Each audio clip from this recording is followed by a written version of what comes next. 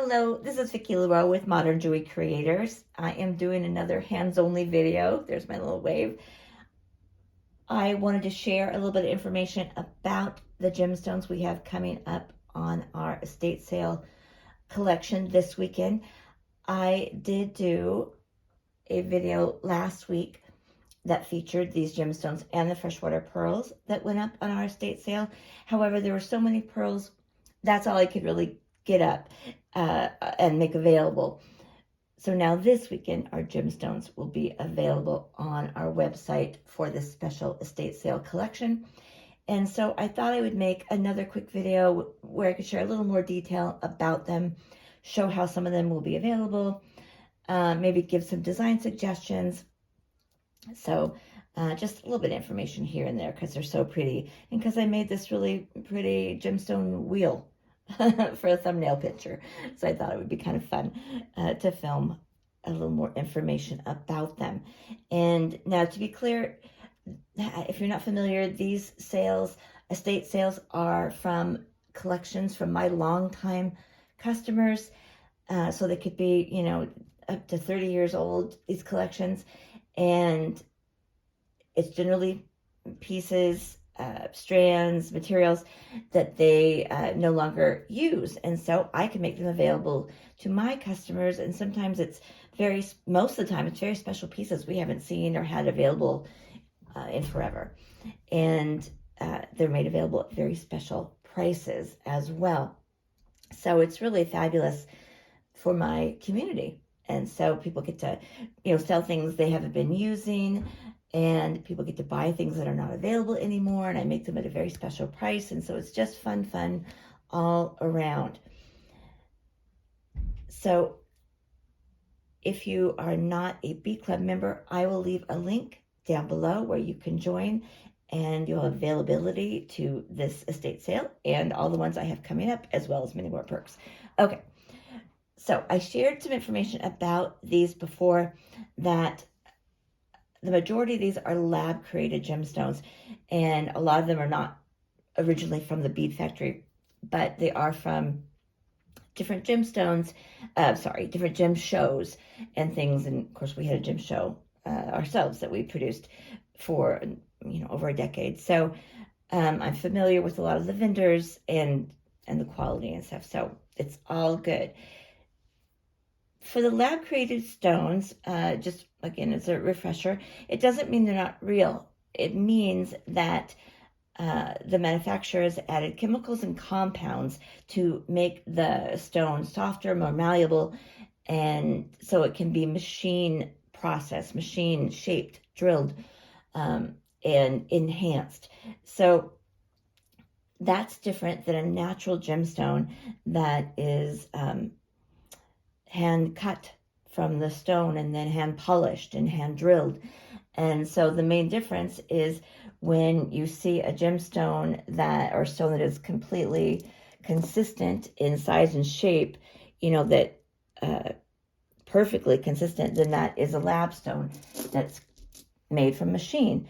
When you have a strand where they're all different and different sizes, shapes, all the facets are different, that's generally a natural stone, and they're more organic and definitely more valuable at this time in history, because they're not as available anymore. That's a whole other story. But a lot of the natural gemstones are from my many trips to India, where I purchased these, and they're definitely very rare to come across these days.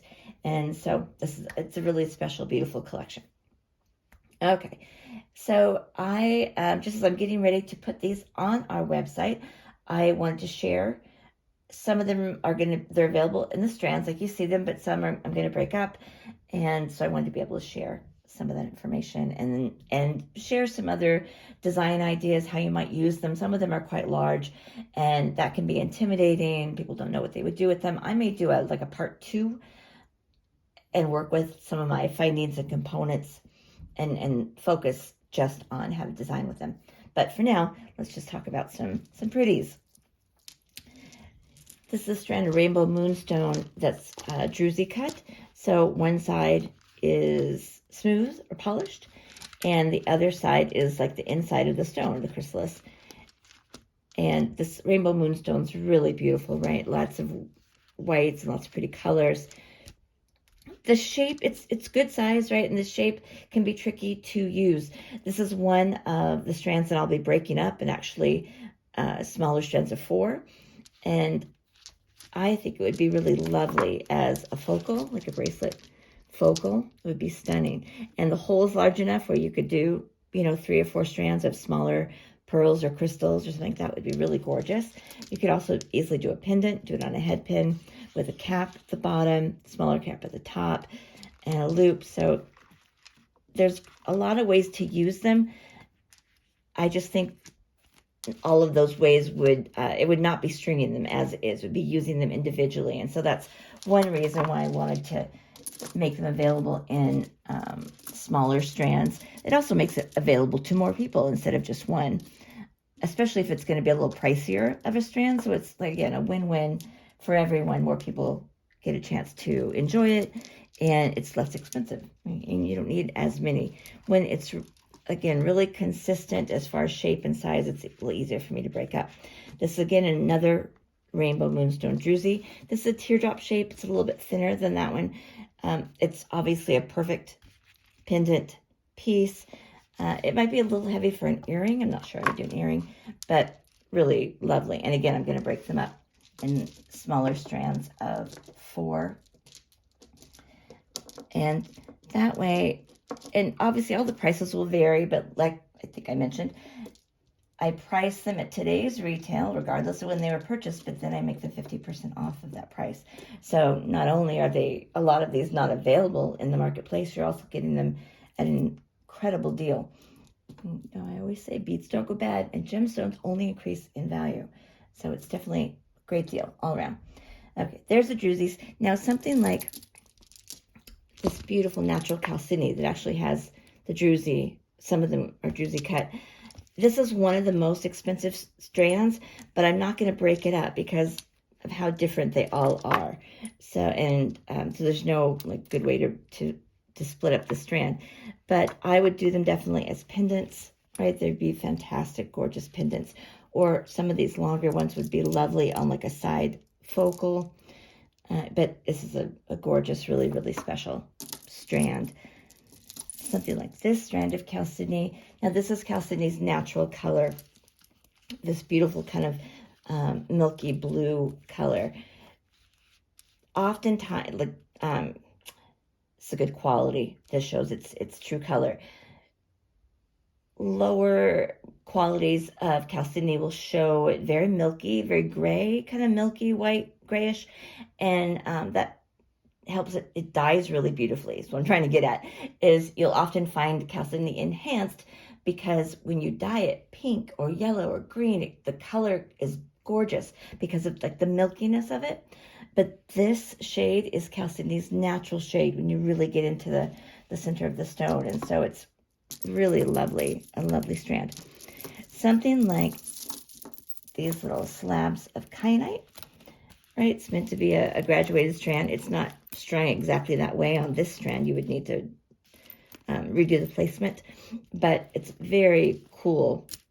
Organic little slabs of kyanite. If you were going to wear it graduated, I would break it up with knots, pearls, something like that. If that look is too much for you, it would be really lovely just to do even 3 or 5 pieces strung, and then just dainty chain as the back. You would get quite a few pendants out of it that way. I think that would be really beautiful and really elegant. Something like these little slabs of turquoise, obviously meant for a pendant, but like a lot of these strands are pretty inexpensive, and so even if this is only all going to be pendants, I'm actually going to split this one up because it does split evenly. They're only like $10 or something, so even if you only are going to use a couple of them for now, you'll have them, later. It's very affordable. But these would be beautiful little pendants.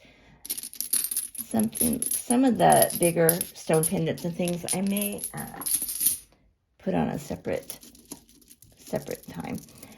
This lovely strand of lapis, kind of slabs or stakes, teeth, whatever you want to call them.